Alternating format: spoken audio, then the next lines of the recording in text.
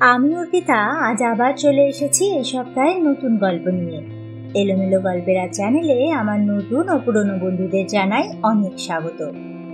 আশা করি তোমরা সকলেই ভালো আছো। আমার আজকের নিবেদন একটি নৈতিক গল্প, একটি সারস ও শিয়ালের গল্প। চলো আর দেরি না করে গল্পটা শুরু করে দিই। বনের মধ্যে শিয়াল আর সারস পাখির মধ্যে খুব ভাব। একদিন শিয়াল ভাবলো সারসকে দাওয়াত দিয়ে আপ্যায়ন করা যাক।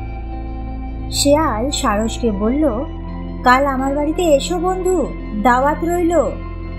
সারস খুশি হয়ে পরের দিন দাওয়াতে খেতেও গেল। দুষ্টু শিয়াল করল কি, দুধের পায়েস রান্না করে প্লেটে ঢেলে অতিথিকে খেতে দিল। বলল, খেয়ে নাও দোস্ত, তোমার জন্য আমি নিজের হাতে রান্না করেছি। আর এদিকে সারস পাখির ঠোঁট লম্বা হওয়ায় সেই লম্বা সুচালো ঠোঁট দিয়ে সারস প্লেটে ঠোকর মারল, কিন্তু কিছুই তার ঠোঁটে আটকালো না। এরই মধ্যে চেটে ফুটে সব পায়েস নিজেই শেষ করে দিল শিয়াল। খেয়ে দিয়ে বলল, কিছু মনে করো না দোস্ত, খেতে দেবার মতন আর কিছুই আমার কাছে নেই। সারস জবাব দিল, ঠিক আছে, অনেক খেয়েছি, ধন্যবাদ। এবার তোমাকে দাওয়াত দেওয়ার পালা। কালকে এসো আমার বাড়ি, একসঙ্গে খাওয়া যাবে। এই শুনে শিয়াল খুব খুশি হয়ে ভাবলো যে কাল তবে সারসের বাড়ি পেয়ে পুড়ে খাওয়া যাবে। মনে মনে শিয়াল এটাও ভাবলো যে কাল সারসের বাড়ি গিয়ে 10 দিনের খাবার সে একদিনেই খেয়ে আসবে। পরের দিন শিয়াল গেল সারসের বাড়ি। সারস মাছ দিয়ে চমৎকার ঝোল রান্না করলো, খেতে দিল চিকন মুখওয়ালা লম্বা কলসিতে। এদিকে আবার শিয়ালের মুখ মোটা হওয়ার জন্য সেই মুখ চিকন কলসিতে কিছুতেই ঢুকছে না। সারস পাখি বলল, খাও দোস্ত, দারুণ সব মাছ আছে কলসির ভেতরে। কলসির মধ্যে মুখ ঢোকাতে চেষ্টা করলো শিয়াল। এদিক থেকে এগোয়, ওদিক থেকে এগোয়, একবার চাটে, একবার শোকে, কিন্তু এক ঢোকও খেতে পারলো না শিয়াল। খাবে কি করে?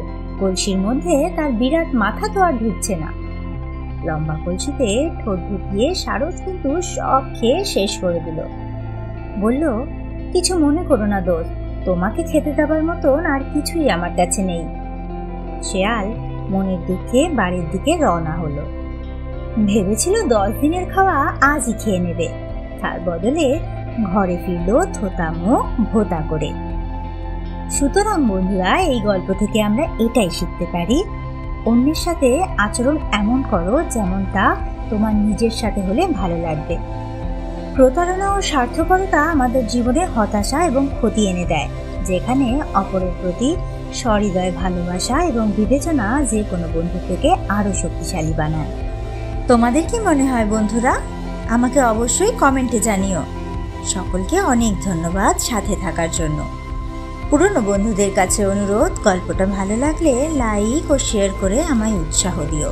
আর নতুন বন্ধুদের কাছে অনুরোধ, গল্পটা ভালো লাগলে অবশ্যই চ্যানেলটা সাবস্ক্রাইব করে লাইক দিয়ে যেও। সকলে ভালো থেকো। আবার আসবো নতুন গল্প নিয়ে।